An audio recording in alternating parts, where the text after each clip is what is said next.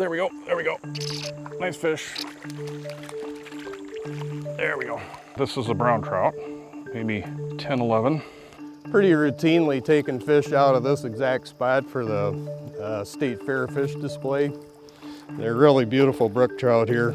It's probably not more than 10 or 20% that will kind of make it even through that first year.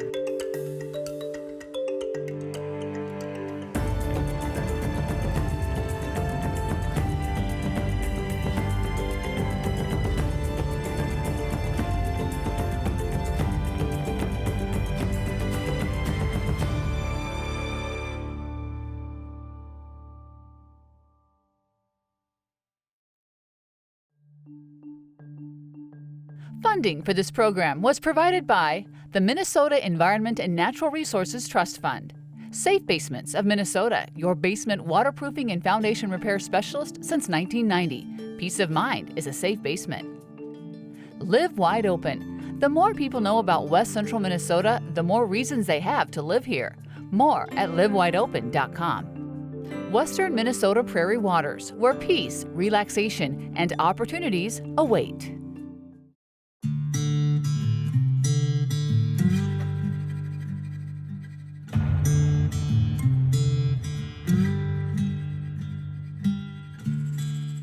When the last glaciers moved across the upper Midwest more than 10,000 years ago, southeast Minnesota's dramatic bluffs and narrow valleys stopped the advance of the ice mass.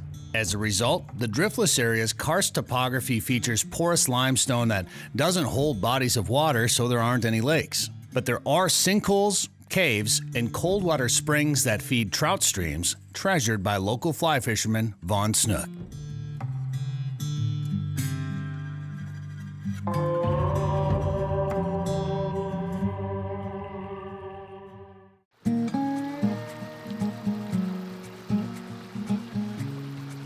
Water's just a little bit off color from the rains a couple days ago, so it's kind of nice for us because we don't need to be as sneaky because they will hide if they hear you or see you. They don't sit around.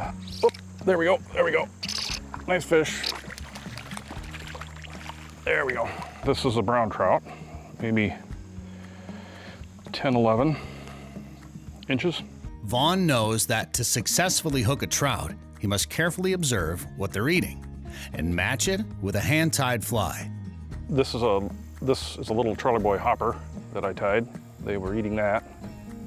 A lot of times I'll use this time of year in August and September when the grasshoppers are in the grass right now, and I tie a similar one like this that's got a black foam body, look like a little cricket. So that's been a really effective fly for me this year. This is a little peking caddis, it's called, because it looked like a caddis nymph peeking out of its case. But it sinks real well and real quick, and a lot of times I'll tie this on behind a hopper or something, and that's what I just caught that nice brown on, was that. He ate that. All that current coming down there against that bank is just a great hopper bank. Right in there. There we go. Eat it. There are springs right within 100 yards of us here that pump in 48, 50 degree water. You know, that pretty much eliminates, smallmouth bass. This isn't growing conditions for smallmouth bass. It isn't growing conditions for walleye. It isn't growing conditions for pike. Any other game fish. This is a trout stream. They love this. This is ideal for them. So they feed on the insects here. That's what I'm doing. I'm basically fly fishing with a hopper. So they feed on the insects. I hear cicadas going off now. And there's crickets around. I just saw some weird damselfly thing fly by me here. So all those things are all trout foods. Vaughn's grandpa introduced him to fly fishing when he was a young boy growing up in Michigan. So I was like 12, 13 years old and joined a local club, and they taught me how to cast and how to tie flies. And so that the horizontal... My grandpa was a teacher, a high school teacher, and so he was available, during the summers a lot of the times. And so we would spend a lot of time trout fishing. Rookies, trout fishing is my favorite thing to do, and a lot of people are just really passionate about it. And it's a small stream. It requires a lot of technical skill a lot of times. It's not as easy as others, and it's a lifetime thing. I'll be learning something every time I go fishing, every time I fly fish for trout for the rest of my life. And This is a 9-foot 4-weight fly rod that I've got here. Perfect. I like longer fly rods. I'm just gonna throw it up in that pool and let it drift, dead drift it's called. Gonna let it drift right through that pool. Whoop, there we go. Woo, brown. Well, these sure are jumpers here. On the nymph again. We wet your hands.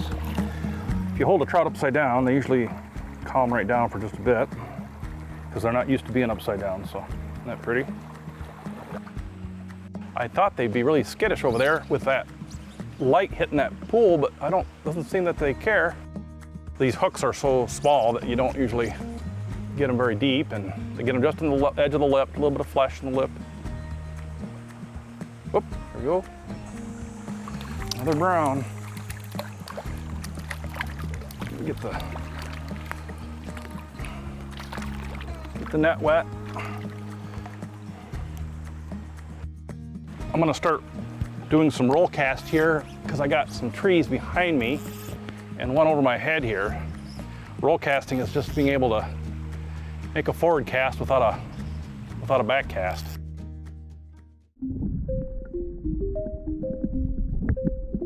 Brown trout like overhead stuff. They like to be able to get underneath something to hide because they're predators, you know, like ospreys, eagles, blue herons, kingfishers. Those things all come from above.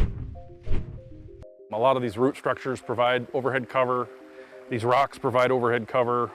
They also provide a lot of spaces for aquatic invertebrates to get onto. Mayflies, caddisflies, stoneflies, all the trout foods. And depth is important too. You know, if you notice where we've been fishing, some of the pools have been like 2 to 3 feet deep, and all the fish are in those pools. And sometimes in an insect hatch, those trout will move from those pools up into shallow areas where the insects may be hatching. There's caddis here, caddis there. That's what I was fishing with, basically, an imitation of these things. The bright chartreuse stuff in this riffle is brook lime, which is an indicator of real cold water. And then the vegetation off the left here is a mixture of watercress, looks like, and some water buttercup, which is ranunculus, another aquatic plant species. The young trout this year's spawning can get in that vegetation and completely hide from kingfishers and blue herons and everything, and nobody will bother them. So it's a good spot for young fish in there.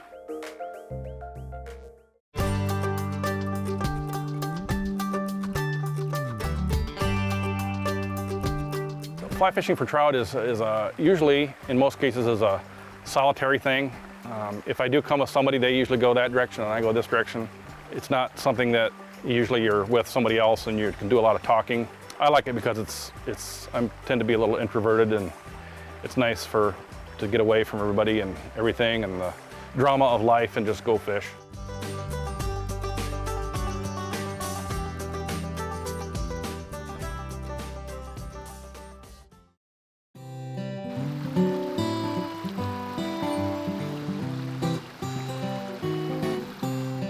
Brook trout are southeast Minnesota's only native trout species. The members of the salmon family prefer the cool, clean waters of spring-fed streams that are abundant in the driftless area.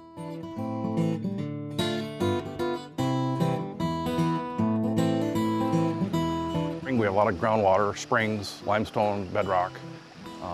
Water comes out of the springs and is 48, 50 degrees Fahrenheit year-round. So it's warm in the winter and cold in the summer. And brook trout need those conditions. You know, when this area was first settled, you know, obviously there was a big need for timber, so the hillsides were logged, and then a lot of row crop agriculture, heavy grazing.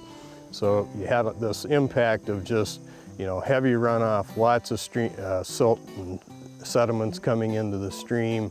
Streams carried a lot more flow, so they widened out, got shallower, which warmed them up.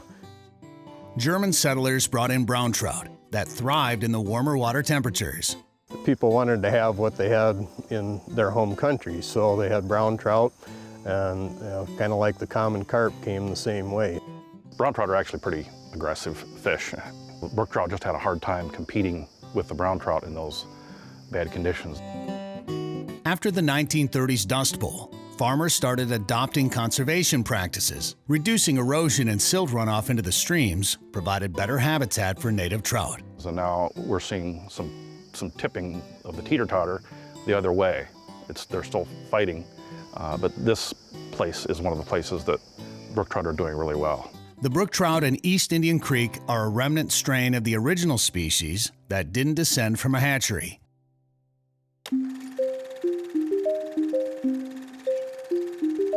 We have records of brook trout being stocked long ago, and they didn't know the importance of the genetics then, and they didn't much care.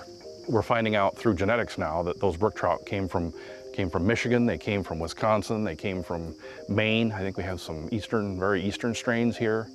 And a brook trout was a brook trout. In the mid-2000s, research biologists sampled all 74 brook trout streams in the southeast and found that 34 didn't match hatchery strains. They are driftless area heritage fish. So now we're trying to focus a little bit more on Southeast Minnesota brook trout as a Southeast Minnesota brook trout. The idea there is to develop a line of hatchery fish that have the remnant genetics, and then we'll keep bringing in wild stock into that over time, so we maintain that wild lineage, and then those are the fish we want to use both for kind of supplementary stocking and also introductory stocking.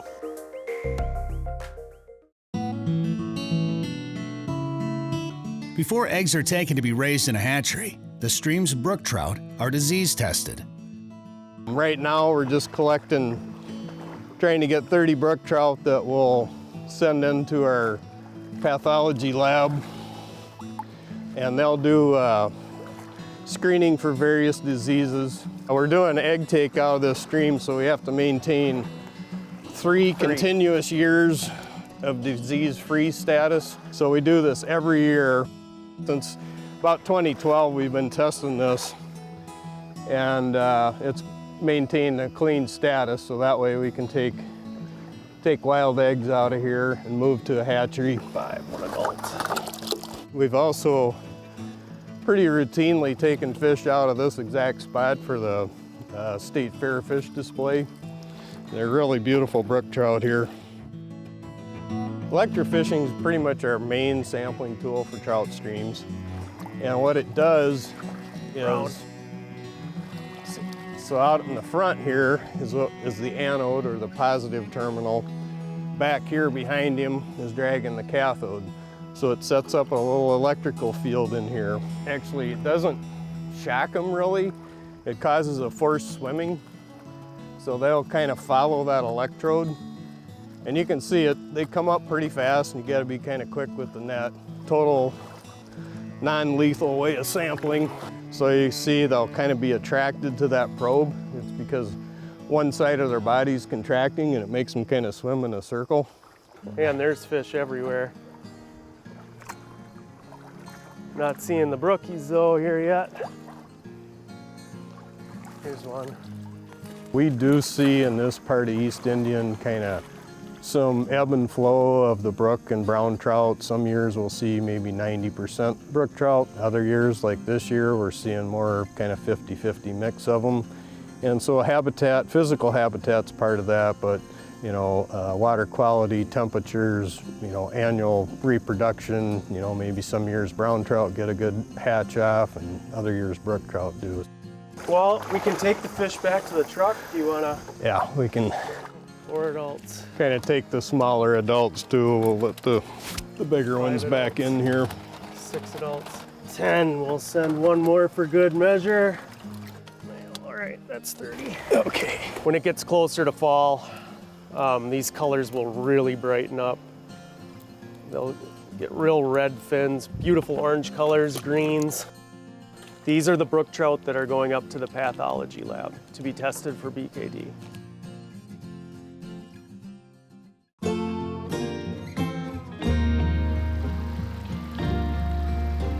Lab results showed that, for the 10th straight year, the East Indian Creek brookies are free of disease and cleared for an egg take. The DNR also works with Trout Unlimited on habitat restoration projects, like removing invasive trees and brush from stream banks because non-native brown trout prefer overhead cover.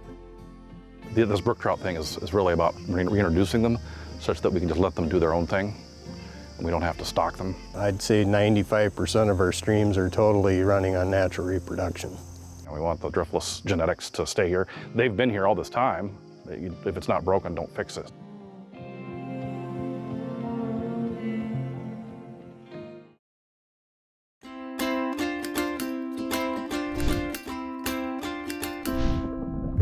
Turtles are great for people of all ages, but kids especially love turtles. Going out into nature and seeing your first salamander or tadpole or turtle is kind of what gets us all excited about nature, and that's kind of how most of us kind of got into appreciating nature, is seeing animals like that when we were young.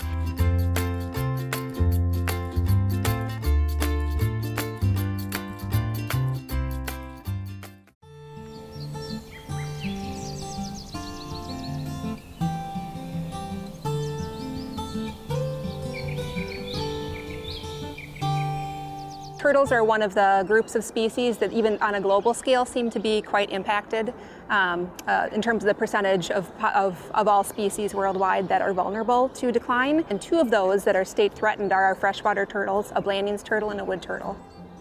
For the last several decades, the Minnesota DNR has been working with wood turtles.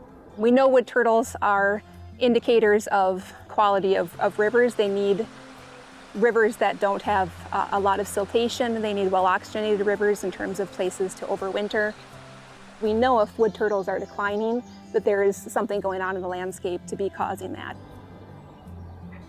The northeastern part of the state, where the forest system is a little more intact, they still have low numbers, but they're doing a little bit better. In the southern part of the state, we're mostly seeing older adults. So we're not really finding juveniles. There's a lot fewer turtles. And they seem to be impacted a lot by agricultural activities, by flooding events, potentially from tiling, putting more input of water into the rivers. And then a lot of predators are digging up nests of the few turtles that are still left to nest. We have been deploying transmitters on turtles down here in the south for about 4 seasons now to better understand their movements.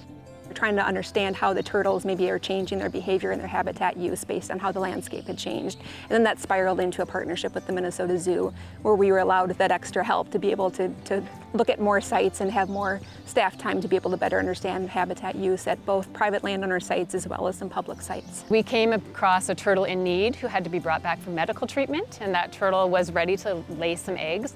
So the zoo stepped in and we were able to incubate the eggs at that time, had some really good success. We know that with the eggs themselves, that up to 90–95% will be taken by predators. So the egg stage is certainly the most vulnerable. Once they hatch out, they're still very vulnerable. It's probably not more than 10 or 20% that will kind of make it even through that first year.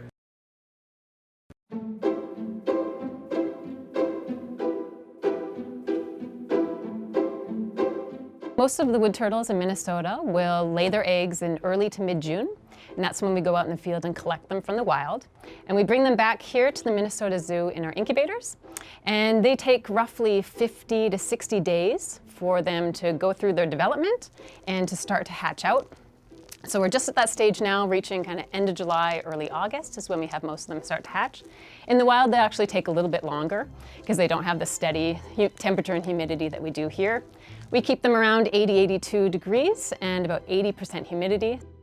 A day or two before they hatch, they'll start to sweat, so they'll push out that excess moisture, and that clues us into that we're about to have some eggs hatch here at the zoo. But when they first come out, they have this little white mark that helps to cut the shell, and they'll kind of poke and let the fluid come out for that first day or so. They'll kind of just poke their head out and wait and kind of keep absorbing their yolk inside, and then the second day is when they get the strength to finish pushing all the way out.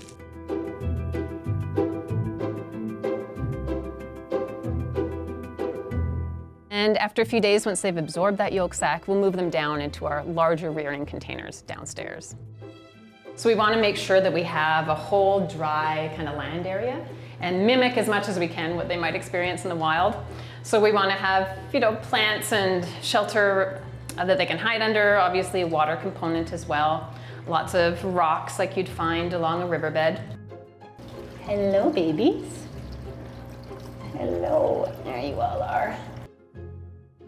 So we'll have individual little nail polish dots on everybody and keep track that they're growing and healthy. Last year we had 20 turtles. This year we'll have 30 that we're going to rear up. Wood turtle hatchlings look a little bit different from the adults. As they get older, they will get more coloration on their heads and legs. They turn kind of a yellow and orange on their necks and legs. They actually look fairly red out in the eastern part of their range. And their shell also becomes more kind of pitted and marked. It looks almost like wood in a cross section. That's one of the ways that they have their wood turtle name. It looks kind of like a woody shell makeup. But these guys are pretty drab, which is good early on. They want to blend right into their surroundings. They're obviously very vulnerable.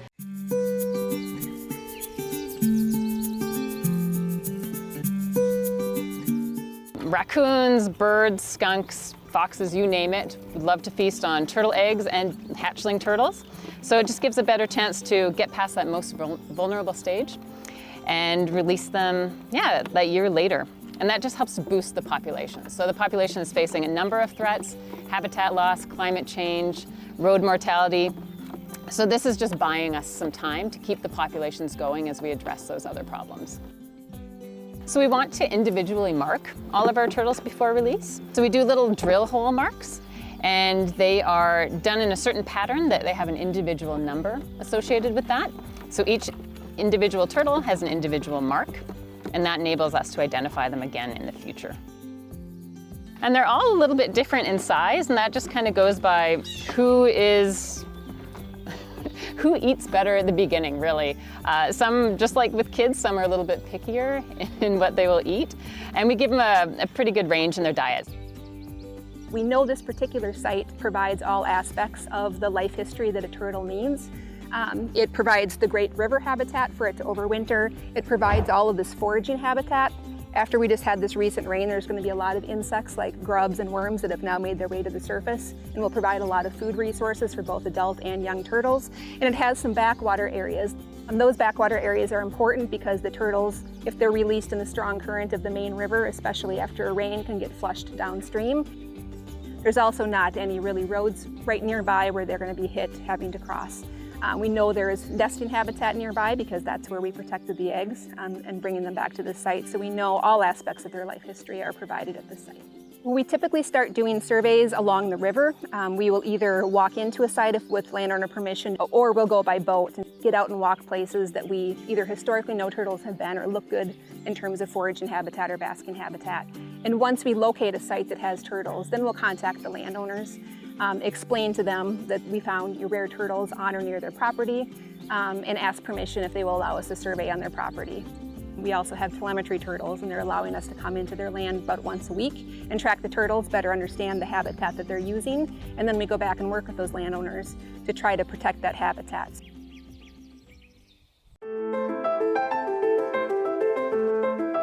So we have 4 different sites that each have about six to 8 turtles with transmitters on, and both Minnesota DNR as well as the Minnesota Zoo are working on weekly tracking at each of these sites to learn more information about their habitat use. We're learning more about their nesting sites, their nesting needs. So some turtles, especially in the Northeast where the river system is more intact, they're mostly nesting on more natural sites like cut banks on the river systems. What we're finding here in the South is they're mostly nesting in fields, and that can put them at odds with agricultural practices. We are actually working to try to do some protection of nest sites. So any eggs that we are finding, nests that we're finding that we are not taking to the Minnesota Zoo for head starts, we're protecting those nests with hardware cloth and making sure that predators can't dig them up. So there's a few things that you can do to help turtles. One is to not litter, and if you see litter, to pick it up, especially in areas along rivers, campsites, lakes. What litter does, it will attract raccoons and other small predators that love to feed on turtles and turtle eggs. We certainly recommend if you see a turtle in a road where it's safe to do so, move it to the other side of the road in the direction it's going, but otherwise leave it be. Don't take it home. It doesn't make a good pet. We can love them where we see them. They're wild animals that need to be left in the wild. Well, you can think of them as the janitors of our wetlands. So wood turtles and other turtles, they are consuming a lot of dead and dying plants and animals that would otherwise build up and spread disease in our aquatic systems. So if we have a lot of turtles, we're going to have healthy, clean water for Minnesota. They're just a wonderful ambassador for conservation. So you can go out into any of our state parks, other wildlands, you can see turtles, you can get up close. Kids love finding them. They're just a great animal to have around.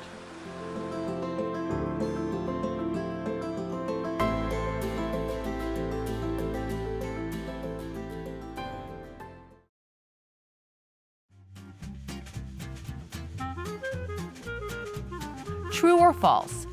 Anglers should throw leftover worms in the trash and release minnows into the water for fish to feed on. False. All bait should be disposed of in the trash. Bait minnows may be non-native species that could invade a lake, and they may introduce pathogens. We can stop aquatic hitchhikers from infesting more lakes and streams by cleaning up everything we pull out of the water. It's a simple drill. Clean in, clean out. Before leaving a water access, clean your boat and water equipment. Remove and dispose of all plants and aquatic species in the trash. Drain water from your boat, ballast tanks, motor, live well, and bait container. Remove drain plugs and keep drain plugs out while transporting equipment. Dispose of unwanted bait in the trash. To keep live bait, drain the water and refill the bait container with bottled or tap water. And if you have been in infested waters, also spray your boat with high-pressure water. Rinse with very hot water. Dry for at least 5 days. Stop the spread of AIS. Funding for this segment was provided by the Aquatic Invasive Species Task Forces of Wright, Meeker, Yellow Medicine, Lac Qui Parle, and Big Stone counties.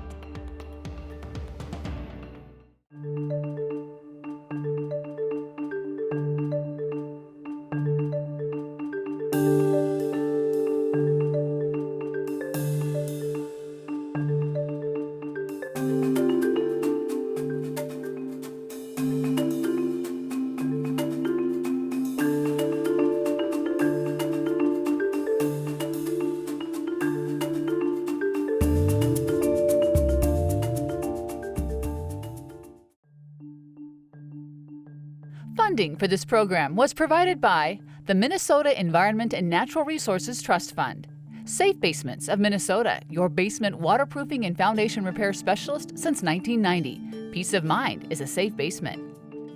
Live Wide Open. The more people know about West Central Minnesota, the more reasons they have to live here. More at livewideopen.com. Western Minnesota Prairie Waters, where peace, relaxation, and opportunities await.